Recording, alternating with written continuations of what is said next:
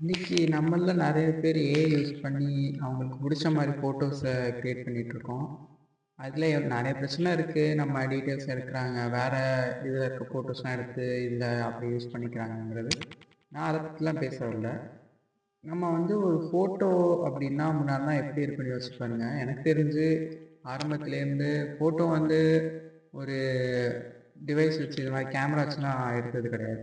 அப்பல்லாம் பெயிண்டிங்ஸ்லேருந்து ஆரம்பிச்சு அப்படியே கொஞ்சம் கொஞ்சமா டெவலப் ஆகி ஃபிலிம்ல வந்துச்சு. அதுக்கப்புறம் அது சிடி அது மாதிரிலாம் வந்து அதுக்கப்புறம் பென் டிரைவ்ல வந்து மொபைல் வந்து இன்னைக்கு எல்லார் கையிலயுமே வந்து ஒரு கேமரா இருக்கு, ஒரு ஃபோன் இருக்கு.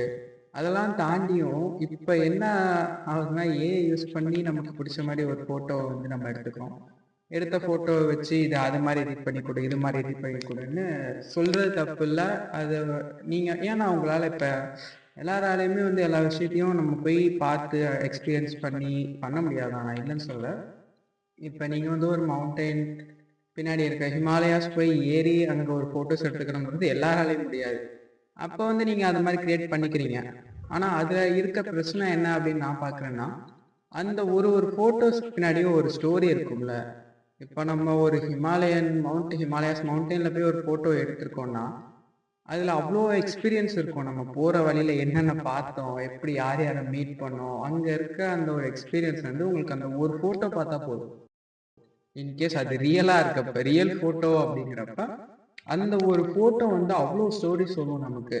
எவ்ளோ எக்ஸ்பீரியன்ஸ் இருக்கு என்னங்கிறது. ஆனா இப்ப நம்ம வித்தின் அ மினிட் வந்து நம்ம ஒரு ஏஐ யூஸ் பண்ணி எனக்கு இந்த ஃபோட்டோவ இது மாரி எடிட் பண்ணி குடு. இது பின்னாடி இது மாரி மவுண்டைன் இருக்கணும், சன் இருக்கணும், லேக் இருக்கணும். நான் கோட் ஷூட் போட்டு நிக்கணும். ஒரு ரோஸ் வச்சுட்டு நிக்கணும்னு அவ்ளோ ஒரு இமேஜினேஷன்ல நம்ம கிரியேட் பண்ணி போயிட்டுருக்கோம்.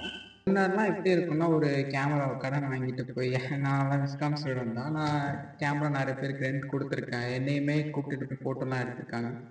அந்த ஒரு ஒரு இடத்துலயும் கிடைக்கிற அனுபவம் இருக்கட்டும், இல்ல அதுலேருந்து வர ஃபோட்டோஸ பார்க்குறப்ப, அதுல ஒரு தனி சாட்டிஸ்ஃபேக்ஷன் இருக்கும். ஆனா, இப்ப அந்த ஏஐ வந்ததுனால அதெல்லாம் நம்மளால அவ்ளோ இது எதிர்பார்க்க முடியல இல்லையா? எந்த ஒரு வேலையுமே கிடையாது. ஒருத்தவங்க ஒரு ப்ராம்ப்ட் குடுக்குறாங்க. அத நம்ம எடுத்துட்டு பண்ணி காப்பி பேஸ்ட் பண்ணி அதுலேருந்து வர ஒரு ஃபோட்டோ போட்டு அதுலயும் ஹாப்பினஸ் இருக்கு. நான் இல்லன்னு சொல்லல. ஆனா, அதுக்கும் இதுக்கும் எவ்ளோ வித்தியாசம் இருக்குங்கிறத நீங்க ஒரு வாட்டி அனுபவிச்சு பாருங்க. அப்பதான் தெரியும்.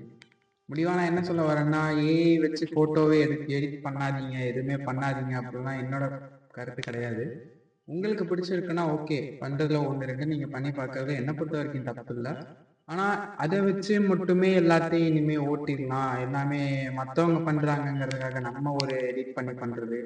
அது வேணாம். எனக்கு பர்சனலா இந்த ஏஐ யூஸ் பண்ணி ஃபோட்டோ ஜெனரேட் பண்றது சுத்தமா பிடிக்கவே பிடிக்காது. எந்த ஒரு நல்ல நிகழ்வா இருக்கட்டும், இல்ல மோசமான நிகழ்வா இருந்தாலும், அந்த ஒரு கதைய சொல்றதுக்கு உண்மையான ஒரு ஃபோட்டோ மட்டும் தான் அந்த விஷயத்த பண்ண முடியும். ஏஐயால அத எந்த காலத்துலயும் ரீப்ளேஸ் பண்ண முடியாதுங்கிறது என்னோட முடிவு. உங்க கருத்து என்னங்கிறத நீங்க கமெண்ட் பண்ணுங்க. உங்களுக்கு இது மாரி என்ன எக்ஸ்பீரியன்ஸ் இருக்குங்கிறதையும் நீங்க சொல்லுங்க கமெண்ட்ல. பாய்.